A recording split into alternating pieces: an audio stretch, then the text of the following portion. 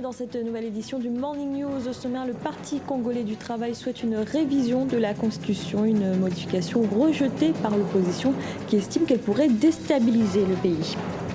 La liste électorale est disponible au Bénin depuis ce jeudi. C'est ce qu'avait imposé la Cour constitutionnelle après avoir annoncé la date des élections.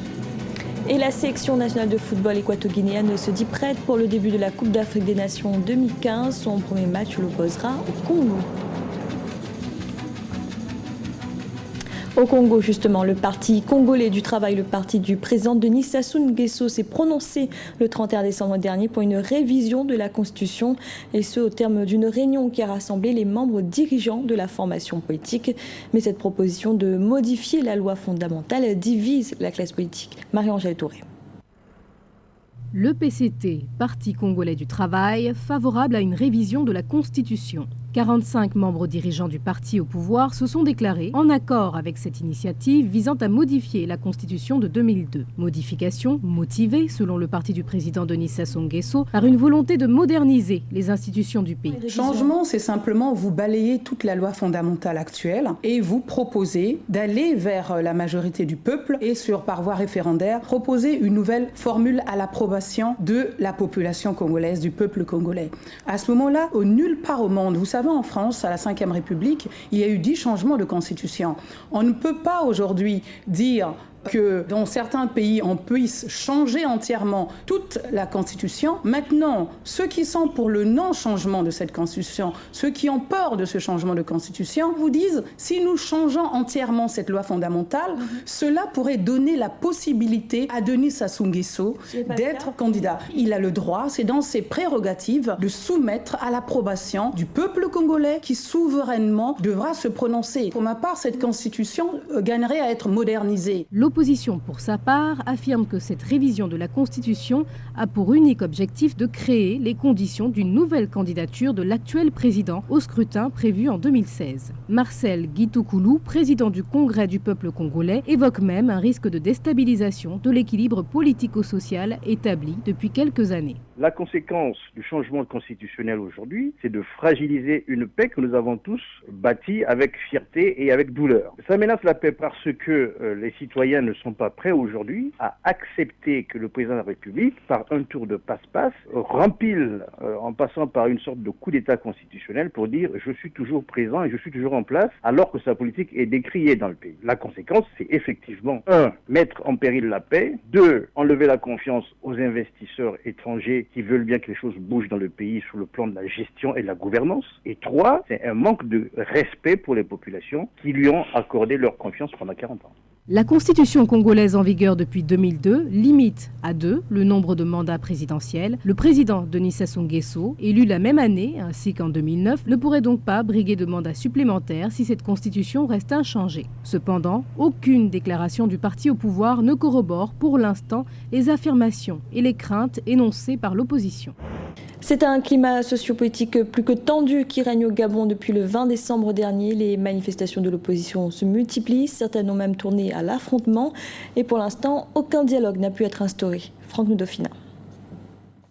Au Gabon, la situation sociopolitique qui prévaut depuis plusieurs mois préoccupe les acteurs au plus haut niveau. Malgré les nombreux appels au dialogue lancés par la société civile et la communauté internationale, la tension politique reste encore perceptible. Une réalité qui interpelle les uns et les autres sur l'avenir du pays. Aucun pays au monde, aucun État démocratique ne peut accepter l'insurrection comme mode d'accès ou de renversement du pouvoir. C'est impossible. Et donc, l'État gabonais, c'est un État de droit avec des lois que, par ailleurs, Ali Bongo n'a pas inventées. Ces lois existaient lorsque M. Ping, Miboto et compagnie étaient tous au gouvernement de Omar Bongo Ondimba. Donc, ce n'est pas des hommes neufs, ce sont des lois vieilles qu'eux ont mises en place et qui aujourd'hui s'appliquent à eux. Pour le parti au pouvoir, la mise en place d'un véritable dialogue doit s'accompagner du respect des institutions de la République gabonaise. L'opposition, quant à elle, revendique son droit de manifester. Nous sommes dans un pays démocratique, on va aller à des élections. Mais si vous voulez tuer vos adversaires, si vous voulez les assassiner, si vous voulez les empêcher de s'exprimer, alors vous n'êtes pas pour les élections. Les rapports tendus qu'entretiennent l'opposition politique et le pouvoir suscitent des inquiétudes au sein de la population. Une situation qui occulte malheureusement les préoccupations essentielles de la majorité des Gabonais, l'amélioration de leurs conditions de vie. Au Bénin, la Cour constitutionnelle a annoncé avoir fixé la date des élections. Les législatives auront lieu le 26 avril 2015. Quant aux municipales, elles sont prévues pour le 31 mai prochain. La Cour a également imposé au Conseil de supervision de la liste électorale informatisée d'actualiser le registre des électeurs. Idelette Mirabel-Bissou. La version provisoire de la liste électorale informatisée, attendue depuis bientôt 2 ans, est désormais disponible.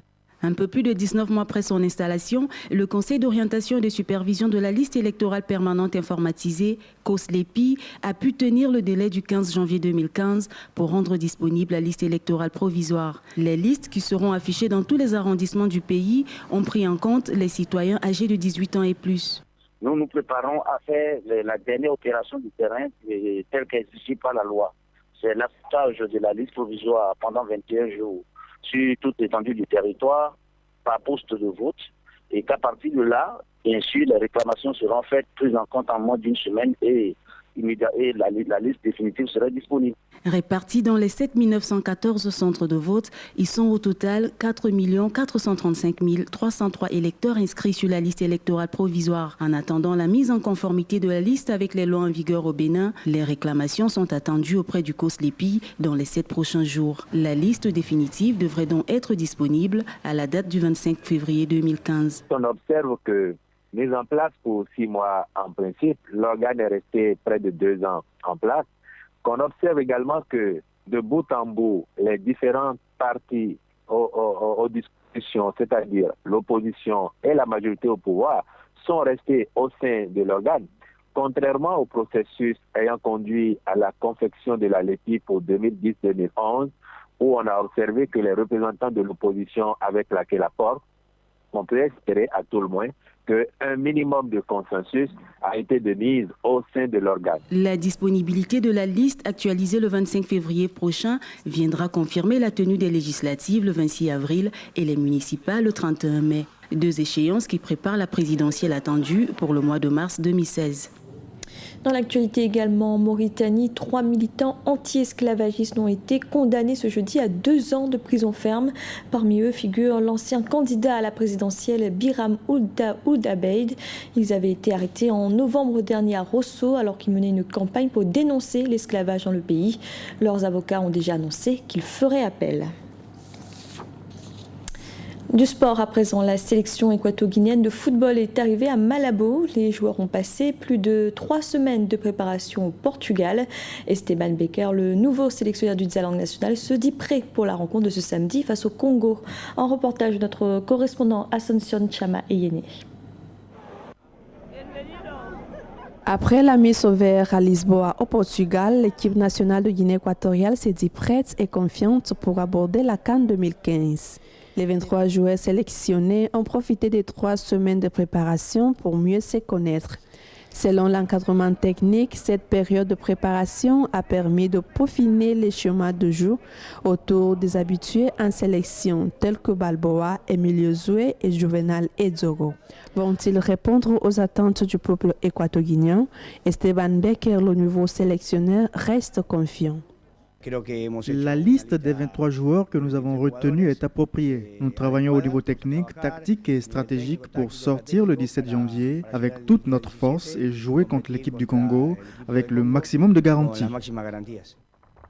Même optimisme de la part des joueurs. En attaque, on retrouve des jeunes comme Raoul Fabrani-Bissio, Kike Boula. La charnière centrale Juvenal Edzogo, Igor Ngonga et Ivan Sarandona. Le sélectionneur Esteban Becker a constitué un groupe hétérogène en associant pour la première fois des joueurs expatriés et des joueurs évoluant dans le championnat local. Nous espérons un meilleur résultat comparé à 2012. Avec le soutien de la population, nous donnerons le meilleur de nous-mêmes.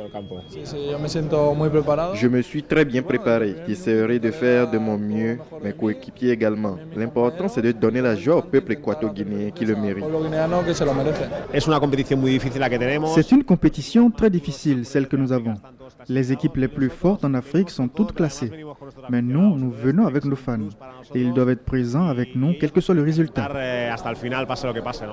Les joueurs poursuivront les derniers réglages à Bata, placés dans le groupe A en compagnie du Congo, du Gabon et du Burkina Faso. L'équipe rouge Nzala nationale joue à domicile et a un avantage, le soutien de tout un peuple. C'était le journal de la rédaction. Merci de l'avoir suivi. Retrouvez dans un instant une nouvelle édition de l'information.